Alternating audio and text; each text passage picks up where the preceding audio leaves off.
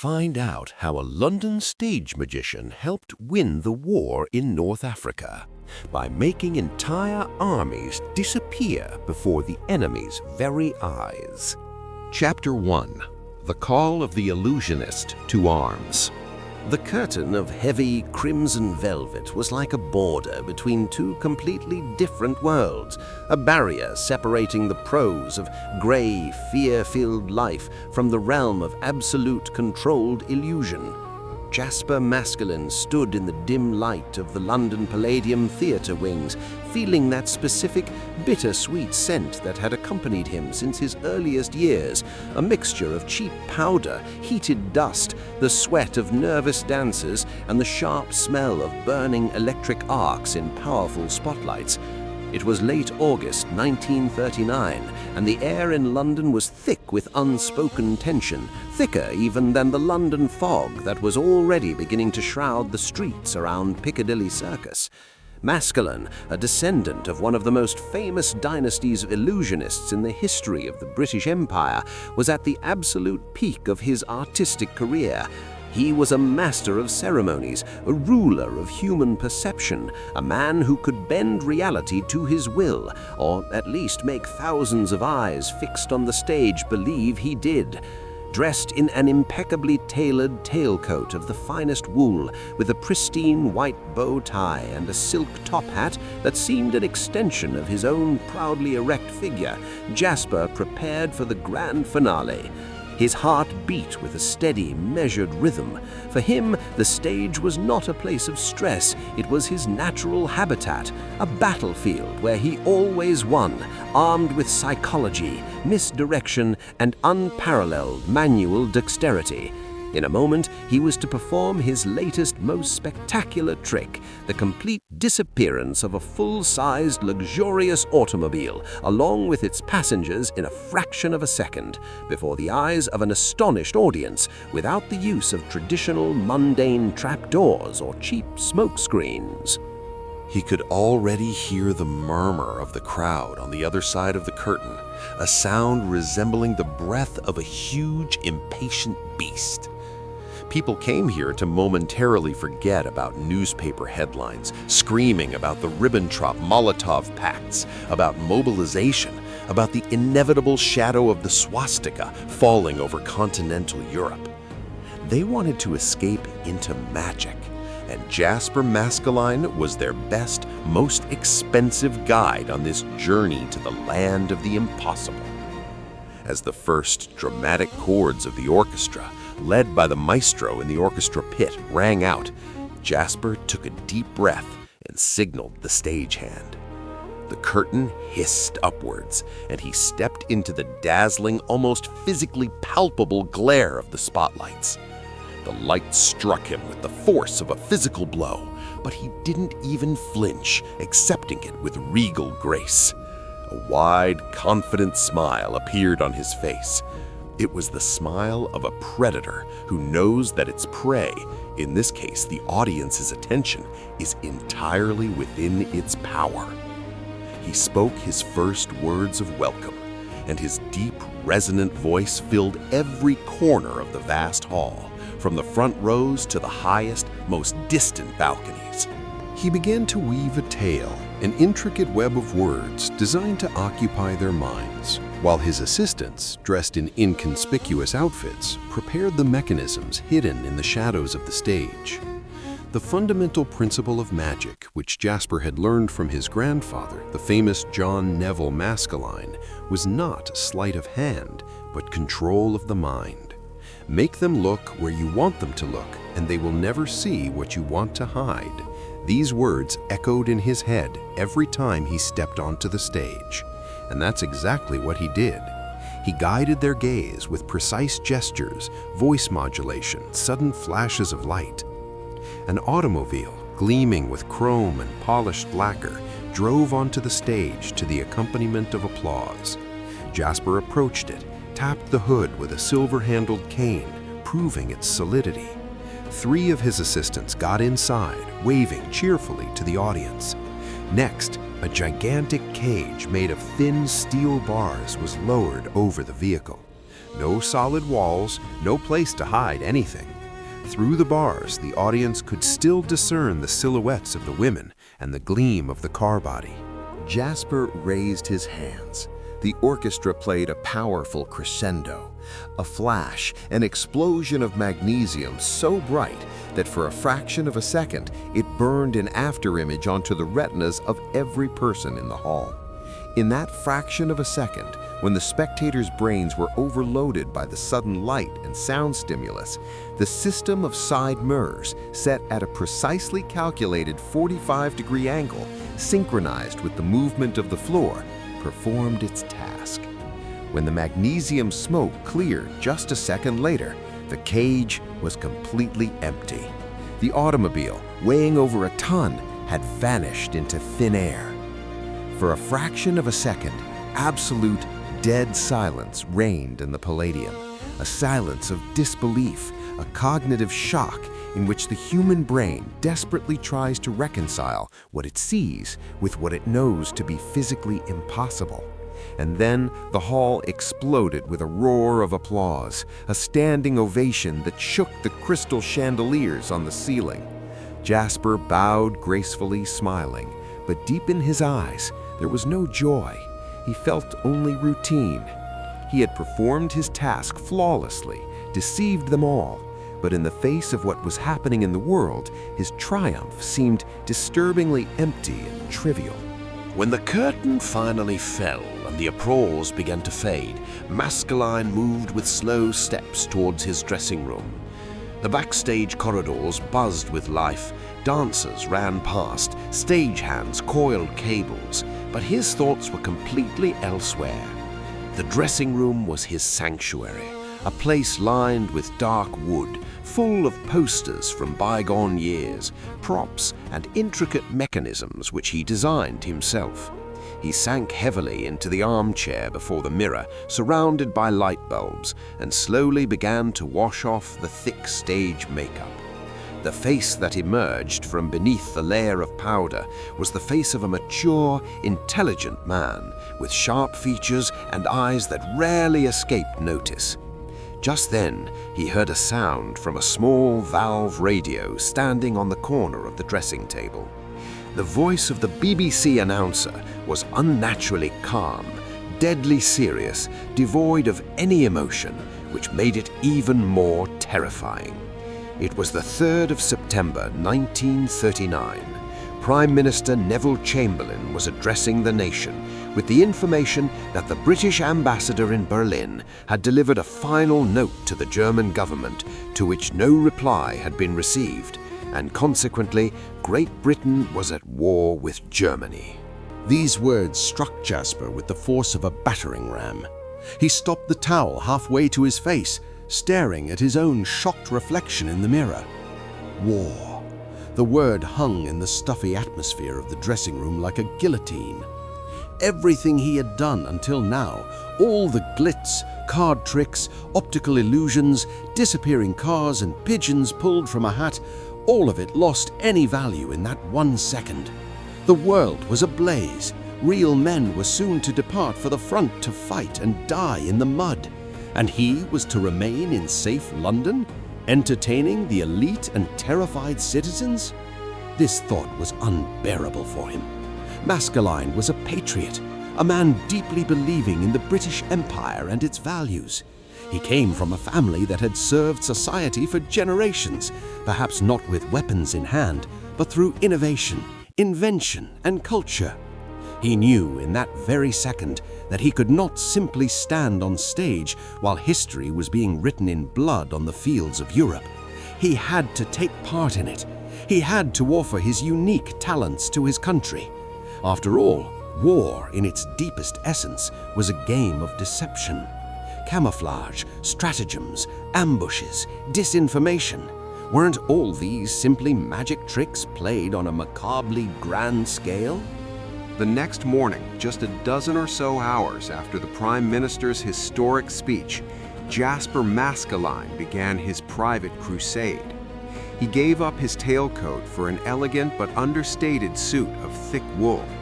He took with him a leather briefcase filled with sketches, optical diagrams, and documents confirming his engineering skills, and set off into the city. London had changed overnight. Sandbags piled up around government buildings and subway entrances. Window panes were taped up to prevent glass from shattering during the expected bombings, and recruitment posters screamed from every street corner, calling men to fulfill their duty.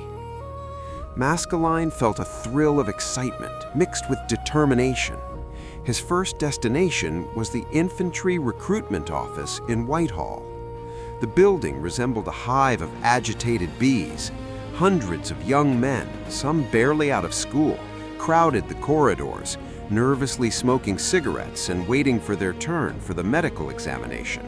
Jasper, thanks to his name and connections, managed to bypass the longest queue and get into the office of the senior officer, a colonel with a face reddened from years spent in the colonies and a mustache resembling a shoe brush. The colonel looked at Jasper from behind a pile of documents, furrowing his bushy brows. He knew the name. Who in London wouldn't know the famous Maskelyne? However, in his eyes there was no admiration, only irritation mixed with pity. "Mr. Maskelyne," the officer began in a cold, formal tone, "we appreciate your patriotic fervor, but the army is no place for theaters. We need soldiers, men who can shoot a Lee Enfield rifle, dig trenches, and march 30 miles with full equipment.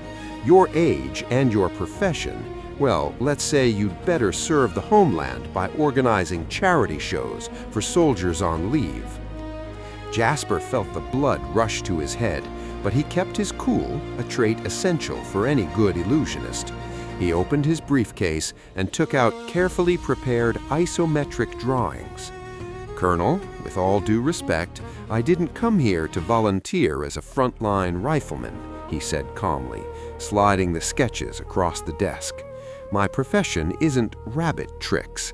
It's illusion engineering, the control of human perception." The colonel looked at the plans with clear distaste, as if he were looking at obscene pictures. "Camouflage is handled by military engineers, Mr. Maskelyne, people with proper military training, not conjurers. War is serious business, based on brutal force and mathematics, not on smoke and mirrors. Please take your toys and go back to the stage." Jasper left the Whitehall office with clenched teeth. This rejection was painful, but he considered it merely a setback. After all, the infantry was notoriously conservative. He directed his steps to the Royal Engineers' headquarters. They would surely understand the technical and mathematical foundations of his designs. However, there he met with even greater disappointment. He was treated not as an artist, but as a dangerous charlatan. A young engineering major with an Oxford degree ridiculed the concept of using mirrors in field conditions, arguing that dust, dirt, and the shocks of the battlefield would immediately destroy any such installation. Subsequent weeks turned into a veritable ordeal. Maskelyne visited successive departments, wrote letters to the Ministry of War, and banged on the doors of the Air Force and Navy commands. The answers were always the same: polite but firm refusals, laced with a mocking tone. "The Army doesn't need clowns. Please leave the war to professionals. Your skills have no application in modern armed conflict." With each subsequent rejection, Jasper's frustration grew, transforming into a burning, dark anger. He felt like a prophet ignored by a multitude of the blind. They didn't understand. They didn't grasp that the German war machine, the Blitzkrieg, was largely a spectacle of terror and psychology. That the Nazis used sirens in Stuka bombers to sow panic, which was a purely theatrical ploy, serving to weaken morale. He roamed at night through blacked-out London. The blackout completely transformed the capital, where once the neon lights of theaters and street lamps shone, now an inky darkness reigned. The city was dead on the outside, hiding its life behind thick curtains of black material. Walking through the damp, cobbled streets of Soho, shrouded in thick fog, He felt the rough texture of sandbags. He touched cold cast-iron lampposts devoid of bulbs. He understood that official recruitment channels were closed to him. The Army's bureaucratic machine was too ossified, too attached to regulations created back in the era of the Boer War to comprehend unconventional thinking. If he wanted to get into the game, he had to play with marked cards. He had to use magic not to convince them of his ideas, but to force them to listen. Jasper began to activate his private, higher-level contacts. Over years of performing for the aristocracy and political elites, he had amassed an impressive capital of favors and connections. He decided to focus on one specific man, Lord Alistair, an aristocrat with wide influence in the Ministry of War, known for his open mind and fondness for esotericism and unconventional solutions. He invited him to a private closed dinner at his elegant apartment. After an exquisite meal, treating him to the most expensive cognac from pre-war stocks and smoking Cuban cigars, Jasper laid out his arguments, not as a request, but as an offer of salvation for the old-fashioned army. Lord Alistair listened carefully, fascinated by the passion in the illusionist's voice. Although he himself could not recruit him, he promised to arrange a meeting with someone who had the authority to appoint people for special tasks. "There is such a section, my dear Jasper," the Lord said quietly, looking at the amber liquid in his glass. "They call it MI9. Officially, they are involved in training soldiers in escape and evasion in enemy territory, creating maps hidden in silk handkerchiefs and compasses in buttons. These are people who understand the value of deception. They have a certain officer there, Major Rayner. He's a pragmatist, a man with a mind as cold as Arctic ice, but hellishly intelligent. We'll see what you say to him." The meeting was arranged a few days later in one of the most exclusive, quiet gentlemen's clubs on Pall Mall. It was a place where the scent of floor polish mingled with the aroma of old tobacco and leather, and time seemed to have stopped in the Victorian era. Jasper arrived early, sitting in a deep leather Chesterfield armchair in the corner of the darkest reading room. Light from a single lamp with a green shade cast dramatic, deep shadows on the mahogany table and stacks of old, dusty volumes of the Times. Finally, punctual to the second, a man stood in the doorway. Major Rayner had none of the boisterousness of a colonel from Whitehall, nor the arrogance of a young engineer. He was thin, almost gaunt, with a face resembling a mask carved from grey granite. Dressed in civilian clothes, in a grey, inconspicuous trench coat and a hat with its brim pulled down over his face. He walked to the table and sat opposite Jasper without a word of greeting.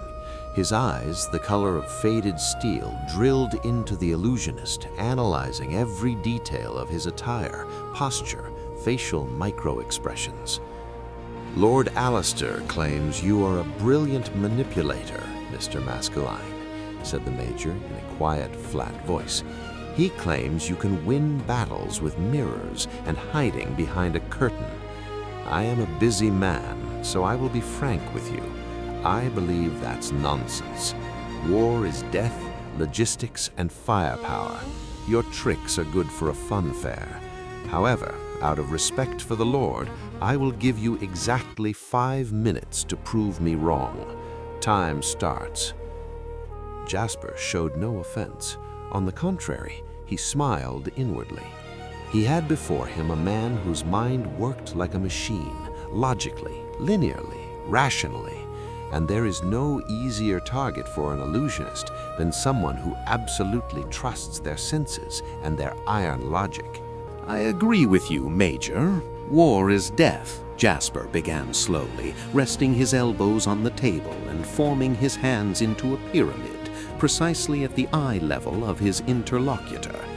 "But it's also a game of minds. Sun Tzu whom you probably read at the Academy, wrote that all warfare is based on deception.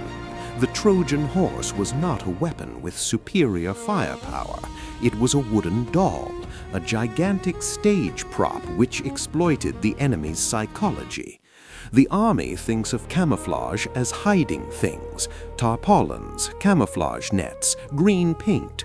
That's a mistake. That's a passive approach. True deception is active. It's not about disappearing from sight, but about offering the enemy's eyes something different, a false target that their brain will accept as real.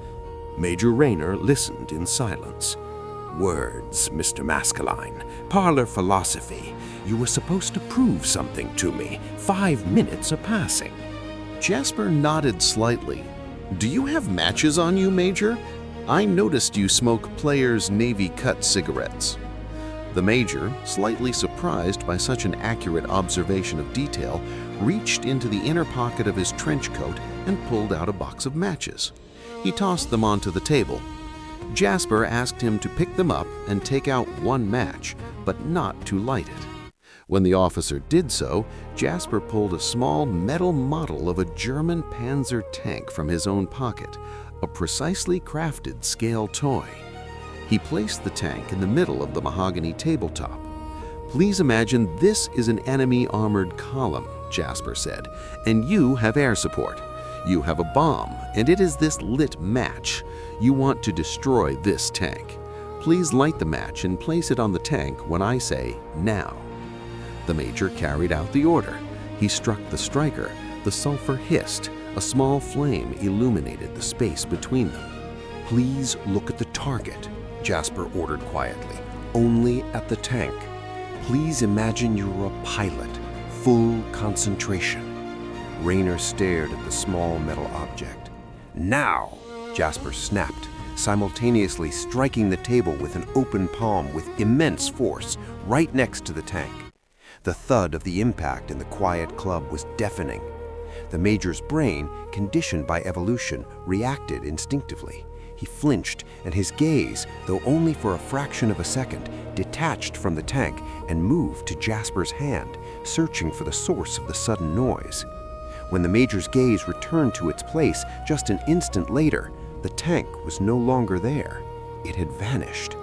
Only bare, polished mahogany remained, illuminated by the glow of the match burning down in the Major's fingers. Rayner blinked. His face twisted into a grimace of utter astonishment. "Where is it?" he asked, and for the first time his voice lost its cold certainty. He scanned the table, the floor around it, looked at Jasper's jacket sleeves, searching for threads or magnets. "Where did you hide that damn tank?" Jasper smiled gently, without arrogance.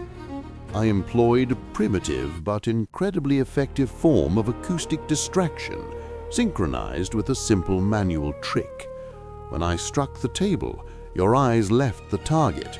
Your brain had to analyze the sudden threat, the noise. That took it about 2/10 of a second. That's an eternity, Major. During that time, I dropped the tank into a specially designed slide pocket in my sleeve. But that's not the essence of the trick, Major." Jasper leaned back and his voice grew darker. "The essence lies in what your brain focused on next. You were looking for the tank, weren't you? You were so engrossed in trying to rationalize that trivial disappearance that you completely failed to notice what else had disappeared." Major Rayner frowned, his brain working feverishly. He looked at the table, then at himself. Suddenly, he went pale. He mechanically reached his hand into the inner pocket of his trench coat. The pocket was empty. His secret notebook, containing ciphers, contacts for agents in occupied Europe, and MI9 operational plans, which he had held dear just 5 minutes ago, was gone. He froze in absolute shock. Jasper calmly picked up a small leather notebook with an embossed crown from his lap and slid it across the mahogany tabletop towards the officer. "Loss of attention is the most powerful weapon," said the illusionist. I stole your greatest state secrets from you without using violence. I only used your own psychology against you. I took it from your pocket the moment you handed me the matches, taking advantage of the fact that your gaze was focused on the tank and your arm was raised, opening access to half of your trench coat. A fraction of a second of inattention, and you lost everything. A long, heavy silence fell. Only smoke from dying cigarettes lazily drifted in the light of the green lamp. Major Rayner took his notebook, put it back into his pocket, and buttoned it up, a gesture entirely instinctive. He looked at Jasper with a long, penetrating gaze. The anger that had momentarily appeared in his eyes was replaced by a cold, analytical calculation.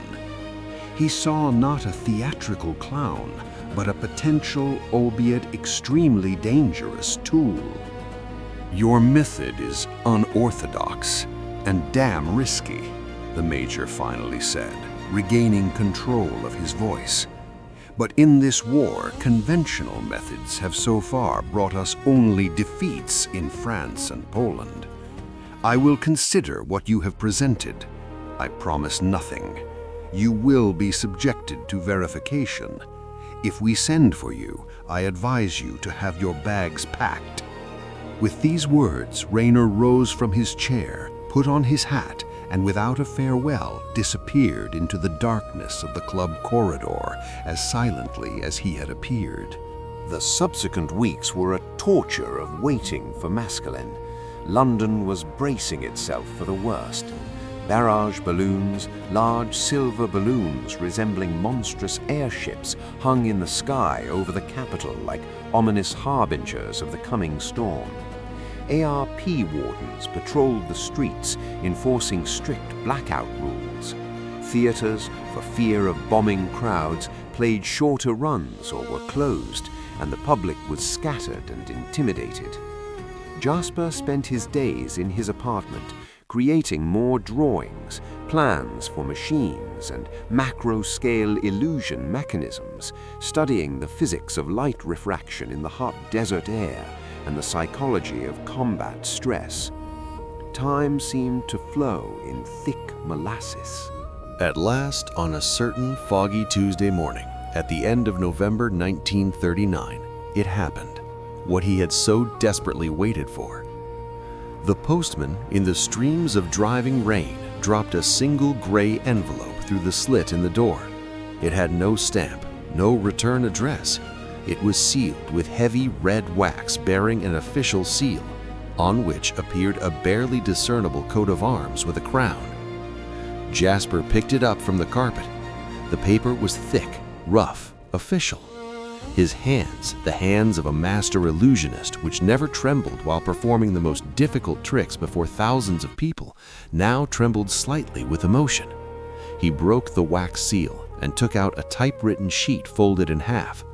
The text was laconic, devoid of embellishments, written in the cold, impersonal language of military bureaucracy, but to Jasper it sounded like the most beautiful poetry. He was notified that he was to report at 8 o'clock in the morning on Friday at a special training center in Surrey County. He was instructed to take only personal belongings and inform his family that he was leaving for an indefinite period due to experimental government assignments. The letter was signed only by an illegible initial, below which appeared the rank of Major. Jasper Maskelyne slowly lowered his hand with the letter. He approached the window of his apartment and gazed at the view of wartime London unfolding before him. He watched the leaden clouds, the grey roofs dotted with chimneys, the barrage balloons swaying grimly in the wind like tethered leviathans. Behind him, in the room, on an oak shelf, proudly displayed stood his grandfather's props, brass mechanisms, engraved magic wands, silver boxes with false bottoms, relics of an era where illusion served merely for the entertainment of Victorian drawing rooms, eliciting smiles on ladies' faces and astonishing children. He breathed deeply, and the air he drew into his lungs seemed to have a new electrifying taste. He smiled, and in his eyes a long unseen fire ignited, the same one that accompanied him before going on stage, but now infinitely more powerful, fueled by pure, unblemished determination. His greatest show, the greatest and most dangerous spectacle in the history of his lineage, on the grandest stage, which was the entire globe engulfed in world conflict, was just beginning. Jasper Maskelyne ceased to be merely a showman. He became a weapon, a secret arm, a war magician whose task was to deceive an empire of evil and save his own world with the help of smoke, mirrors, and pure human genius.